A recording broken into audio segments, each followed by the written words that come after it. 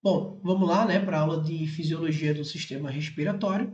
E é o seguinte, vamos começar aqui vendo as principais partes do sistema respiratório, né? Vamos identificar aqui na imagem onde é que fica a fossa nasal, faringe, laringe, traqueia, brônquios, bronquíolos, pulmões, enfim, os alvéolos pulmonares também, que não estão aqui nessa lista. Então, vamos lá para a imagem, certo?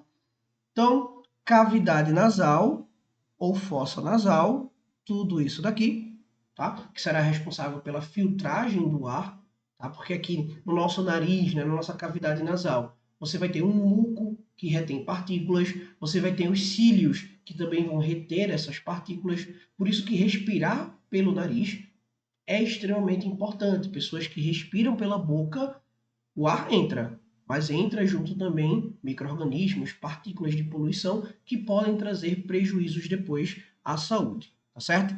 Então essa daqui é a nossa cavidade nasal. Logo em seguida vem um canal que é comum tanto ao respiratório quanto ao digestório, que é a faringe. Beleza? Então aqui cavidade nasal, faringe. E aqui eu encontro uma bifurcação, né? Tem dois caminhos aqui.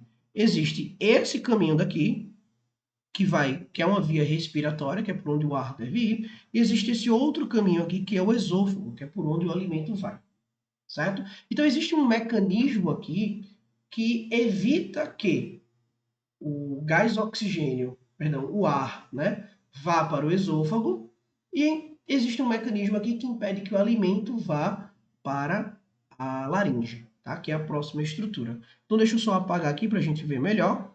E aí observa o seguinte, aqui no esôfago existe um esfíncterzinho, que a gente chama esfíncter esofágico, que ele fica sempre fechado. Ele só se abre na hora que a gente vai realizar a deglutição, né? A gente vai engolir alguma coisa, tá? E aí, como a gente está respirando, existe uma abertura aqui chamada de glote, ó. Deixa eu colocar, cadê meu pincel? Pronto, tá aqui. Essa abertura daqui é chamada de glote, que ela tem que ficar aberta para poder a gente respirar. Quando você vai fazer a deglutição, né? Se você pegar agora, juntar saliva e engolir, bota a mão aqui, ó, no pescoço e engole saliva. Tá vendo? Você vai ver que é uma bolinha, uma estrutura que se mexeu quando você deglutiu. O que é que acontece? Essa estrutura daqui, chamada de epiglote, ela vai se fechar na hora que você realizar a deglutição. E aí, quando ela se fecha, ela impede que partícula de alimento, partícula de água, entre na via respiratória. Se alguma partícula de água ou alimento entrar na via respiratória, vem o reflexo da tosse, né? Você vai tossir para expelir aquilo que entrou para o lado errado. Então a gente já viu aí, ó, cavidade nasal, faringe e laringe. É na laringe, tá? A laringe é toda essa estrutura daqui, certo? É na laringe que a gente encontra as cordas vocais. Então, quando o ar passa por aí, essas cordas vocais elas vibram e quando vibram, acabam liberando aí a nossa vocalização, tá certo? Abaixo aqui da laringe, a gente já encontra a traqueia. Ó. A traqueia vai ser tudo isso daqui, ó, certo? Tanto laringe quanto a traqueia já são estruturas cartilaginosas, tá vendo? Mais rígidas, elas não se fecham facilmente, tá? Por que que não poderia ser um músculo aqui? Porque se fosse um músculo, como é o nosso tubo digestório, ele poderia se fechar, e se ele se fechar, o ar não passa, a gente morre. Então, tem que ser uma estrutura rígida, cartilaginosa, para manter essa via respiratória aberta. Então, essa aqui é a nossa traqueia, tá bom? Aqui, ó, traqueia aqui, traqueia aqui.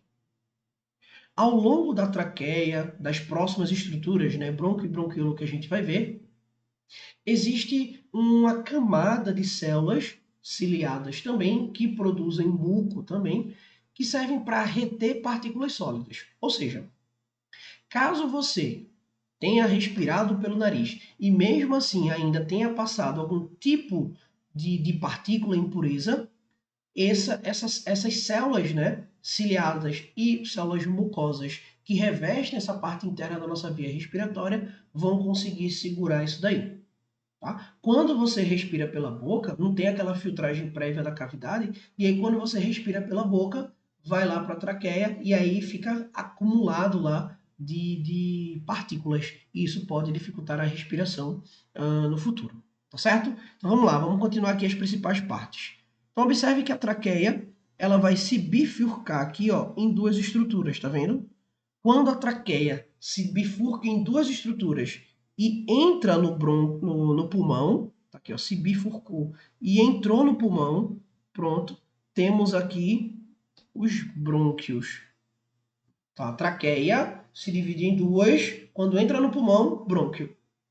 Tá? E aí observe que esses brônquios, por sua vez, vão se ramificando mais ainda, tá vendo? E aí quando o brônquio se ramifica mais ainda, formam os bronquíolos. Como está ficando muito pequenininho aqui já, vamos para essa imagem que é maior. Tá? Vou botar até a mesma cor. Em azul está representando... Opa, cadê? Em azul está representando aqui os bronquíolos, tá vendo?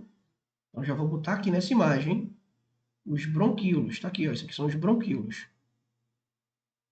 Tudo bem? Aí no final de cada bronquíolo existem essa estrutura aqui que não está naquela listinha, você adiciona aí, que são os alvéolos pulmonares. Está aqui, ó. No final de cada brônquio, perdão, no final de cada bronquíolo existem os alvéolos pulmonares, que são as câmaras de ar.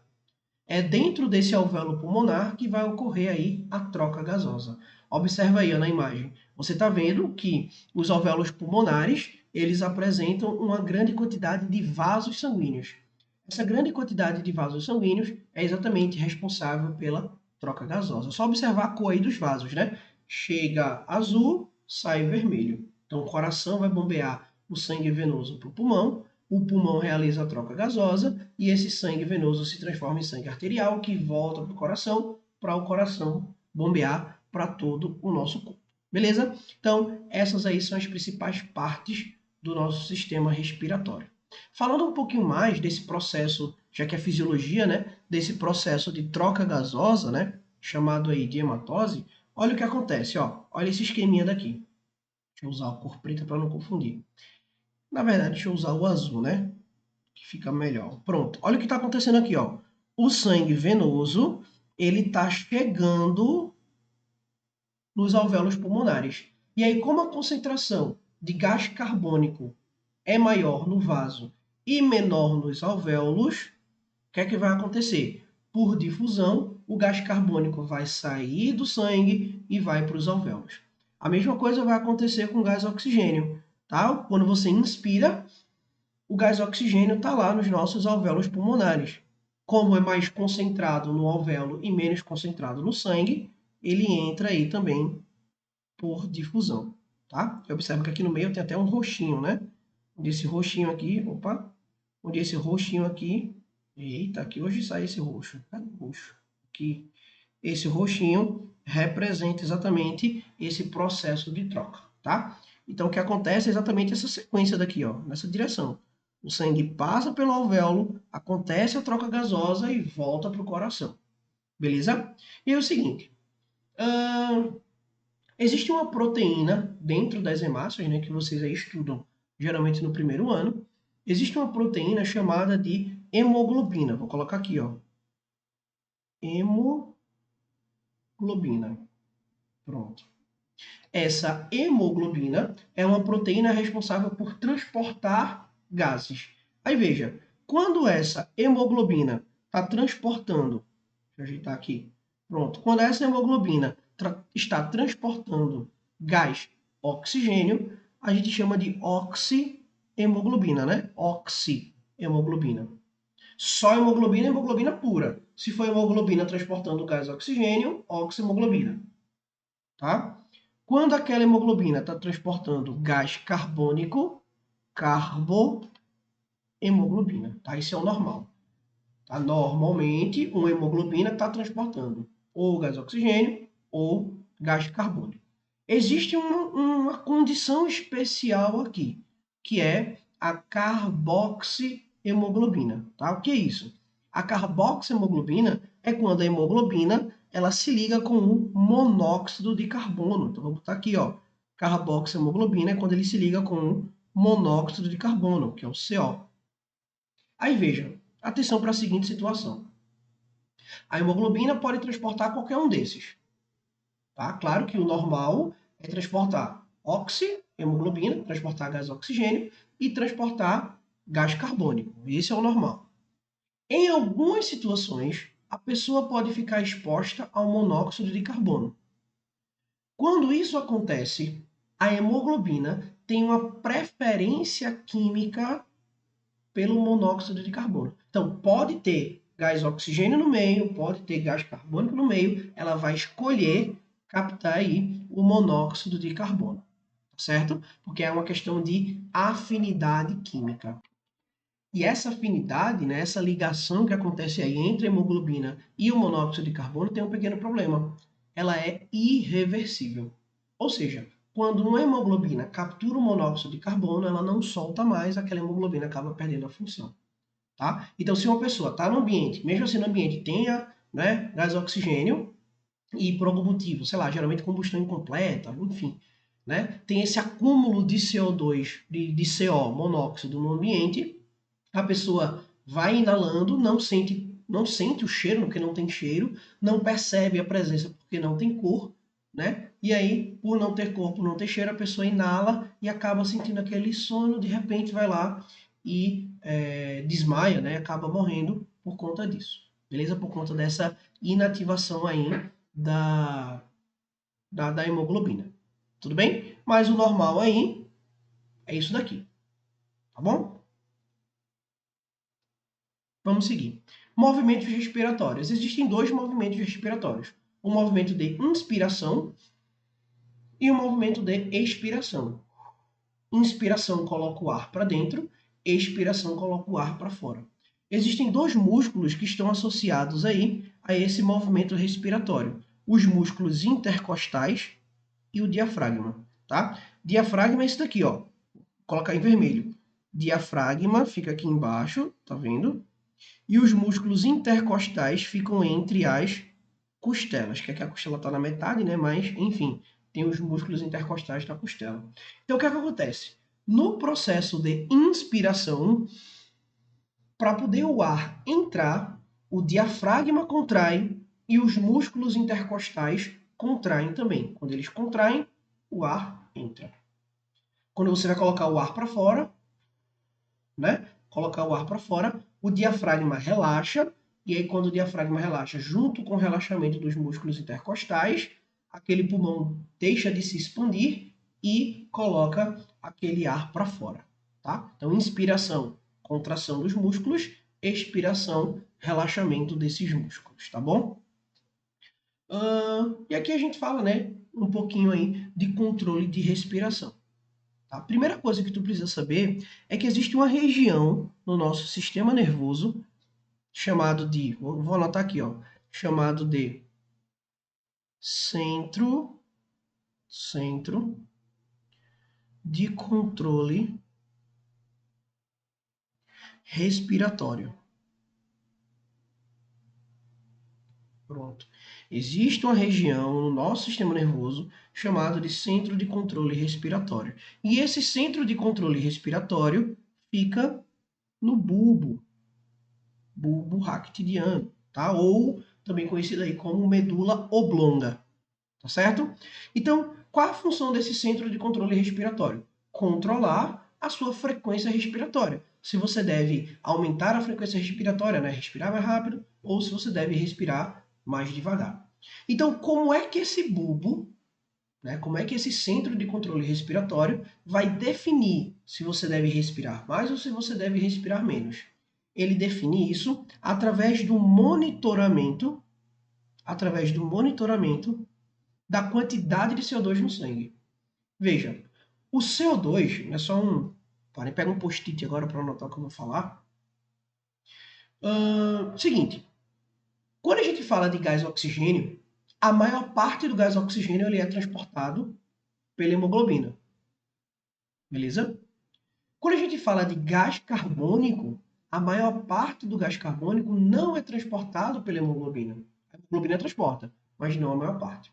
Tá? A maior parte do gás carbônico ele é transportado dissolvido no plasma sanguíneo, na forma de ácido carbônico. Aí que a gente vai ver aqui essa primeira formulazinha. Ó. Na verdade, antes da gente ver essa formulazinha, vou botar aqui. Ó. Então, o CO2... Opa! Deixa eu voltar aqui e colocar o lápis. Pronto. O CO2 ele é transportado dissolvido no plasma. Então, o que é que acontece? O CO2 reage com a água, e aí, quando o CO2 reage com a água, ele forma o ácido carbônico. Só que o ácido carbônico em meio aquoso, ele é instável. E ele acaba se dissociando em íon bicarbonato, é um negativozinho aqui, né, em cima, e próton de hidrogênio, tá? Então, o gás carbônico, o carbono do gás carbônico, ele é transportado nessa forma daqui. Beleza? Então, veja, o que é que acontece? Se você para de respirar, né? Para de respirar agora. Pare de respirar.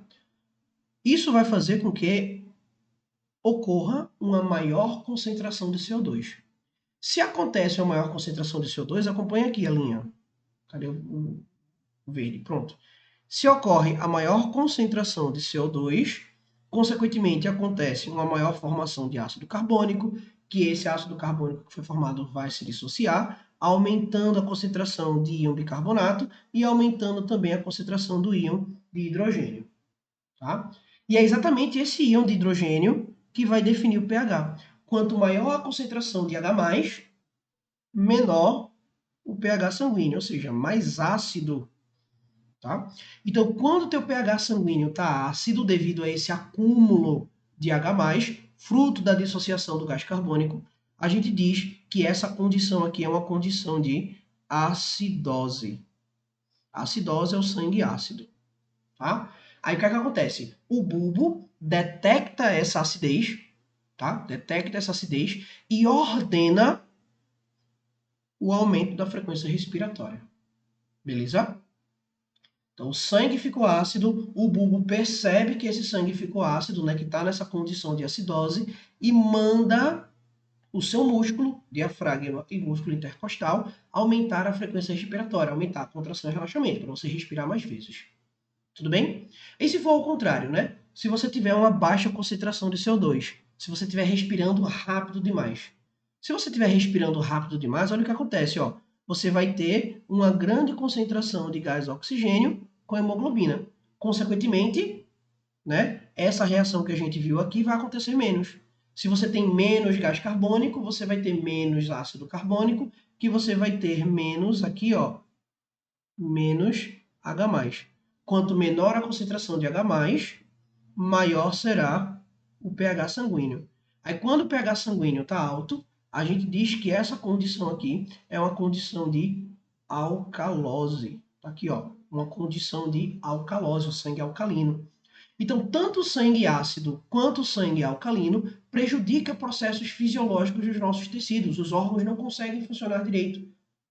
Beleza? Então, quando o bulbo detecta que existe essa alcalose aqui, ele vai ordenar para o teu músculo diafragma, para o teu músculo intercostal, que a pessoa está respirando rápido demais, né? Então, ele manda diminuir a frequência respiratória. Beleza? Então, veja. Vamos imaginar a seguinte situação. Imagina uma pessoa que está tendo uma crise de ansiedade, uma crise de respiração, né? Uma hiperventilação, está respirando rápido demais, ou então não está conseguindo puxar o ar. Então, independente da situação, o indicado é colocar um saco de plástico não, mas né, geralmente usa aquele de papel, né? Saco de papel. Coloca aqui cobrindo a boca e cobrindo o nariz, e a pessoa respira ali dentro daquele saco. Tá? Com o tempo, o que é que vai acontecer? Com o tempo, você vai ter uma condição de acidose, onde esse aumento da concentração de CO2 vai fazer com que o bulbo assuma o controle. Tá? É mais fácil você estimular a acidose para o bulbo assumir o controle da respiração do que você estimular a alcalose para o bulbo assumir o controle da respiração. Tudo bem? Então, existem esses extremos aí. Só para a gente identificar, né, onde é que fica esse bulbo. O bulbo fica aqui, ó, nessa regiãozinha do tronco encefálico, tá? O tronco encefálico, conforme a gente vai ver lá na aula de sistema nervoso, o tronco encefálico ele é dividido em bulbo, ponte e que fica aqui em cima também, né, que não está aparecendo, o mesencéfalo. Aí lá na aula de nervoso a gente volta para falar disso daqui. Tá? Cuidado para não confundir o bulbo com o cerebelo, tá? Cerebelo é essa estrutura maior aqui. O bulbo Fica no tronco encefálico. É dentro do bulbo que tem o centro de controle respiratório, tá certo? E aí, para finalizar, eu separei aqui algumas doenças. Está até escrito controle da respiração aqui, né? Risca isso aqui, meio errado. Mas algumas doenças aí associadas ao sistema respiratório que, vez por outra, são citadas aí em provas, né? Então temos aí a sinusite. O que é uma sinusite? A sinusite é uma inflamação nos seios da face. Então, no nosso crânio, tá? No nosso esqueleto, existem regiões aqui, ó, aberturas, que a gente não consegue ver, né? Obviamente por conta da pele. Mas tem aberturas aqui, aberturas aqui. E aí, quando você tem uma inflamação nos seios da face, tá? E esses seios da face são conectados com a nossa cavidade nasal, tá? Aí acontece a sinusite. Tem muita gente que até confunde com dor de cabeça, né? Mas é exatamente nos seios da face que são conectadas com a cavidade nasal. O que é a asma? A asma, asma é diminuição do calibre do brônquio. Ou seja, quanto menor o calibre, né, quanto menor o diâmetro, menos ar vai passar. E aí, a asma brônquica é quando você tem a diminuição do diâmetro desse brônquio. Essa asma, ela pode ser causada, ela pode ser provocada, ela pode ser genética, tá? A pessoa naturalmente pode vir com esse brônquio menor, tá? É mais raro, mas acontece. E tem a bronquite crônica, né, que pode influenciar, que pode estimular o desenvolvimento de uma asma. O que é bronquite? Bronquite é inflamação no muco. Perdão. Bronquite é inflamação no brônquio. E aí essa inflamação do brônquio leva ao excesso de muco. Esse excesso de muco no brônquio vai comprimir, vai diminuir o diâmetro daquele brônquio, né, além de causar sua inflamação. Como a bronquite diminui o diâmetro do brônquio, a bronquite pode causar também uma asma brônquia, tá bom? E por fim temos o efizema. O que é efizema pulmonar? É quando existe a obstrução completa dos bronquíolos por algum motivo, por excesso de muco, por alguma coisa, o ar não passa mais e aí aquela região passa a não fazer mais troca gasosa. Pode até mesmo levar à morte tecidual daquele local. Tudo bem? Então, essa foi aí a nossa aula de sistema respiratório.